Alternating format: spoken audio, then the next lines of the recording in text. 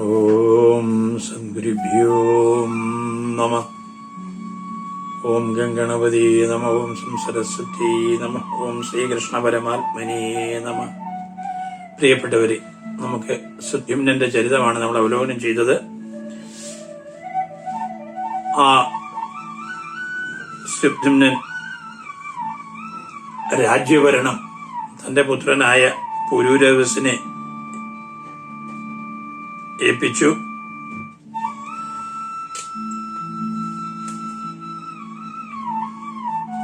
അദ്ദേഹം പുരൂരവസനെ രാജ്യം ഏൽപ്പിച്ചിട്ട് അദ്ദേഹം പോയി കാട്ടില് തപസ്സിന് പോവുകയായിരുന്നു. അങ്ങനെ സുദ്യുമ്നന്, വൈവസ്വതന് ഉണ്ടായ പുത്രനായ സുദ്യുമ്നൻ തപസ്സിന് പോയി കഴിഞ്ഞപ്പോൾ പിന്നെ സന്തതികൾ ആരുമില്ലല്ലോ. അതിന് വൈവസ്വത മനു വീണ്ടും തപസ് ചെയ്തു. സാക്ഷാൽ ശ്രീഹരിയെ തപസ് ചെയ്തു.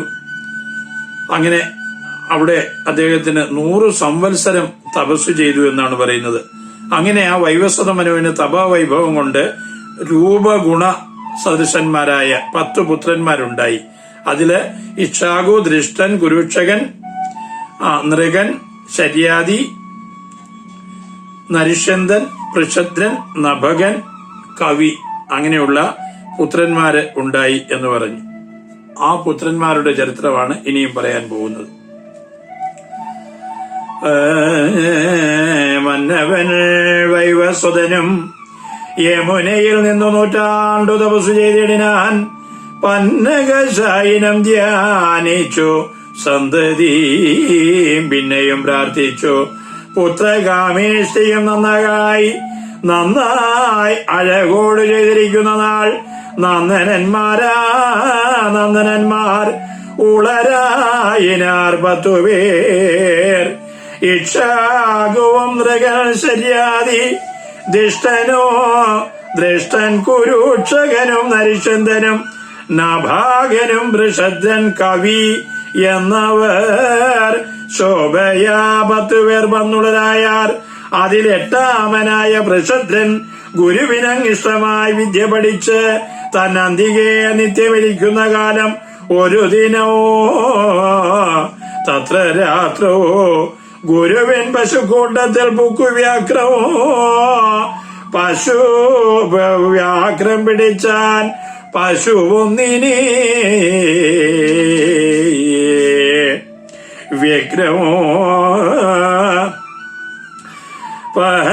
വ്യഗ്രം കലർന്നലറി പശുവന്തതാ. ആർത്തനാദം കേട്ടു രാത്രോ പൃഷദ്രനും ശീഘ്രം പുറപ്പെട്ടു വാളുമായി ചെന്നുടൻ വെട്ടിനാൻ. കൂരിരുട്ടത്ത് ചെവിയറ്റു പെട്ടെന്ന് ശാർദൂലമോ പാഞ്ഞുപോയിടിനാൻ. കരവാളതേറ്റു പശുക്കഴുത്തുൾക്കാമ്പിൽ വ്യാഘ്രമെന്നോർത്തു. നൃപാത്മജൻ പോന്നിങ്ങു വന്നു കിടന്നുറങ്ങിടിനാൻ.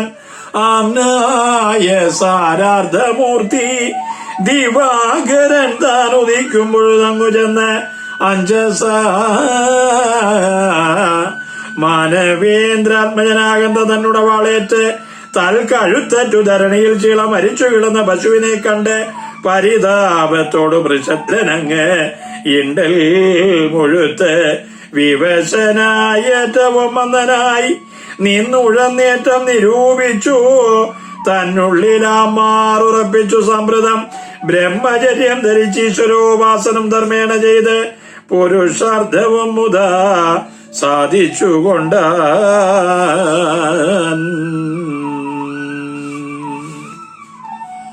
അങ്ങനെ ഇക്ഷാകുവിന് 2ാമത് പുത്രനുണ്ടായതില് പൃഷദ്രഥന്റെ കഥയാണ് അവിടെ പറഞ്ഞു വരുന്നത്. 8ാമത്തെ പുത്രനായ പൃഷദ്രഥൻ ഗുരുകുലത്തിൽ വിദ്യ പഠിച്ചുകൊണ്ടിരിക്കുന്ന കാലം ഗുരുവിന്റെ പശുക്കൂട്ടത്തില് ഒരു പുലി വന്നു പശുവിനെ ആക്രമിക്കുന്ന കേട്ടുകഴിഞ്ഞപ്പോൾ രാത്രിയാണ്, നല്ല മഴയുമുണ്ട്, നല്ല ഇരുട്ടാണ്. പെട്ടെന്ന് അദ്ദേഹം വാളുമായിട്ട് ചാടി ആ ഗോശാലയിലെത്തി, അല്ലെങ്കിൽ തൊഴുത്തിലെത്തി. ആ പിടയ്ക്കുന്ന ആ പുലിയുമായിട്ട് അല്ലെങ്കിൽ മല്ലടിക്കുന്ന ആ പശുവിന്റെ അടുത്തെത്തി പെട്ടെന്ന് പുലിയെ വെട്ടി. പക്ഷെ പുലിക്ക് ചെവി മാത്രമേ മുറിഞ്ഞിരുന്നുള്ളൂ. അത് അതിന്റെ ഭാഗത്തേക്ക് അത് ഓടി രക്ഷപ്പെട്ടു. തിരിച്ചാക്രമിക്കാൻ നിന്നില്ല. ഇപ്പോഴാണെങ്കിൽ പുലി ആക്രമിക്കും. അത് ചക്രവർത്തി അത്ര വൈഭവമുള്ളവനായതുകൊണ്ടാണ്. പുലിയായിട്ട് കൂടി അതിനറിയാം എതിർക്കാൻ പാടില്ലെന്ന്. അത് പെട്ടെന്ന് അത് എതിർത്തു പോയി. അത് എതിർക്കാതെ അത് ഓടിപ്പോയി. പൃഷദ്രഥനും കരുതി എന്തായാലും പുലിയെ കൊന്നല്ലോ, ബാക്കി കാര്യങ്ങളൊക്കെ നാളെ പകല് നോക്കാം, ഇരുട്ടാണ്, മഴയുമുണ്ട്. അപ്പൊ പെട്ടെന്ന് വന്ന് അദ്ദേഹം കിടന്നുറങ്ങുകയും ചെയ്തു. അങ്ങനെ പിറ്റേ ദിവസം രാവിലെ ആ വേദസാരമൂർത്തിയായ ഭഗവാൻ ദിവാകരൻ ഉദിച്ചുയർന്നു. പൃഷദ്രഥൻ പശുക്കൂട്ടിൽ ചെന്ന് പത്തുകിടക്കുന്ന പുലിയെ കാണാൻ പോയതാണ്. പക്ഷെ അവിടെ ചത്തുകിടക്കുന്നത് ഒരു പശുവാണ്.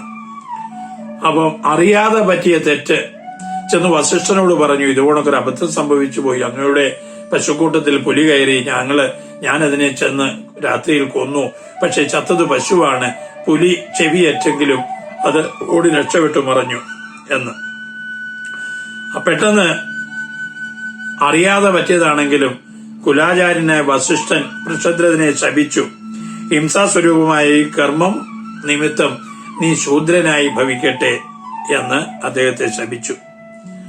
അപ്പം ആ ശാപത്തെ സന്തോഷത്തോടുകൂടി പൃഷദ്രഥൻ സ്വീകരിച്ചു. അഞ്ജലീബന്ധം ചെയ്തുകൊണ്ട് ഗുരുവിനെ നമസ്കരിച്ച് തപസ് ചെയ്യാൻ തീരുമാനിച്ചു. ഇന്ദ്രിയങ്ങളെയെല്ലാം ജയിച്ചുകൊണ്ട് അദ്ദേഹം ഭഗവത് സ്വരൂപത്തെ ചിന്തിച്ച് തപസ് ചെയ്ത് ആ മൂർത്തി ഈ ശരീരത്തിൽ നിന്ന് അന്യമായിട്ട് ഈശ്വരനിൽ ശ്രദ്ധ ചെയ്തുകൊണ്ട് ഭഗവത് ചിന്തനത്തിൽ അദ്ദേഹം ലയിച്ചു. അങ്ങനെ തപസ് അനുഷ്ഠിച്ച് പുരുഷാർത്ഥം സാധിച്ചു. എന്നിട്ട് ഉന്മത്ത ബദ അന്ധമൂകന്മാരെ പോലെ അദ്ദേഹം വനത്തിൽ സഞ്ചരിച്ചു.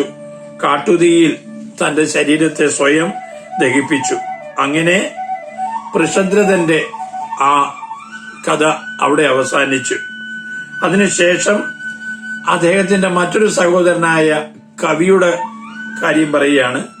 കവിയും വളരെ ചെറിയ പ്രായത്തിൽ തന്നെ ഈശ്വര പ്രതീക്ഷമാണനായിട്ട് അല്ലെങ്കിൽ പരബ്രഹ്മ ചിന്തനം ചെയ്യുന്നവനായിരുന്നു. അങ്ങനെ പരബ്രഹ്മം ചിന്തനം ചെയ്ത് കവിയും സാക്ഷാൽ ശ്രീഹരിയിൽ തന്നെ ലയിച്ചു. അങ്ങനെ 10 പുത്രന്മാരിൽ പൃഷദ്രഥനും കവിയും മുക്തിപദത്തെ പ്രാപിച്ചു എന്ന് പറയുന്നു.